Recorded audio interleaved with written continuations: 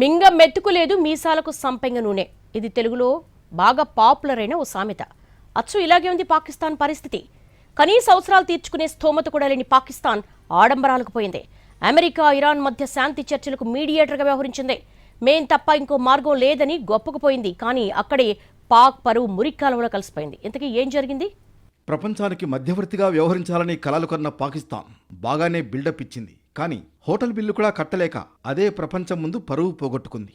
అవును, America Iran యుద్ధాన్ని ఆపేందుకు పాకిస్తాన్ మధ్యవర్తిత్వం చేసింది. రెండు దేశాల మధ్య పాకిస్తాన్ రాజధాని ఇస్లామాబాద్లో చర్చలు ఏర్పాటు చేసింది. ప్రపంచంలో సూపర్ పవర్ అంటూ ఆ దేశ ప్రజల ముందు పాక్ ప్రభుత్వం కలరింగ్ ఇచ్చింది.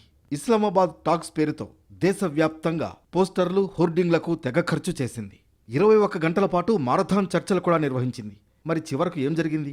శాంతి చర్చలు పెటాకులయ్యాయి. అమెరికా ఇరాన్ ఎలాంటి ఒప్పందానికి రాకుండానే పంతాలకు పోవడంతో పరిష్కారం లేకుండానే శాంతి చర్చలు ముగిశాయి.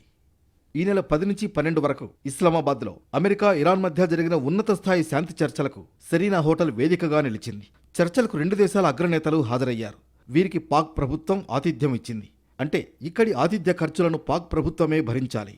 ఈ చర్చలు నిర్వహించడం ద్వారా ప్రపంచం ముందు తాము ఈ ప్రాంతంలో మధ్యవర్తిత్వం వహించగల సత్తా ఉన్న దేశంగా చాటింపు చేసుకుంది. అమెరికా అధ్యక్షుడు ట్రంప్ కూడా పాకిస్తాన్ను పొగిడారు. ఇంత చేసినా ప్రపంచం ముందు పాకిస్తాన్ తన పరువు తానే తీసుకుంది. హోటల్ బిల్లు కూడా కట్టకపోవడం ఆ దేశ ఆర్థిక పరిస్థితిని సూచిస్తోంది. ఇప్పటికే ఆర్థిక సంక్షోభంలో కొట్టుమిట్టాడుతున్న పాకిస్తాన్లో 7 నుంచి 9% ద్రవ్యోల్బణం ఉంది. ఇక పాక్ విదేశీ మారక నిల్వలు కూడా చాలా తక్కువగా ఉన్నాయి. దీనికి తోడు యుఏఈ వంటి దేశాలు తమ అప్పును వెంటనే చెల్లించాలని పాకిస్తాన్కు అల్టిమేటం విధించాయి. ఇలాంటి పరిస్థితుల్లో ఇప్పుడు హోటల్ బిల్లు చెల్లించకపోవడం చర్చనీయాంశంగా మారింది. ఆగాఖాన్ డెవలప్మెంట్ నెట్వర్క్తో సంబంధం ఉన్న హోటల్ యజమాని రంగంలోకి దిగి ఖర్చులను చెల్లించవలసి వచ్చింది. తిండికే కటకటలాడుతుంటే విదేశీ దౌత్యానికి ఆతిథ్యం ఇవ్వడం ఏంటని ఆ దేశ ప్రజలు మండిపడుతున్నారు. అనవసరపు ఆడంబరాలకు పోయి అప్పులు చేయడంపై ఆగ్రహం వ్యక్తం చేస్తున్నారు. ఒక రకంగా చెప్పాలంటే అమెరికా ఇరాన్ మధ్య శాంతి కోసం ప్రయత్నించి చివరకు తన శాంతిని హోటల్ బిల్లు రూపంలో పోగొట్టుకుంది పాకిస్తాన్.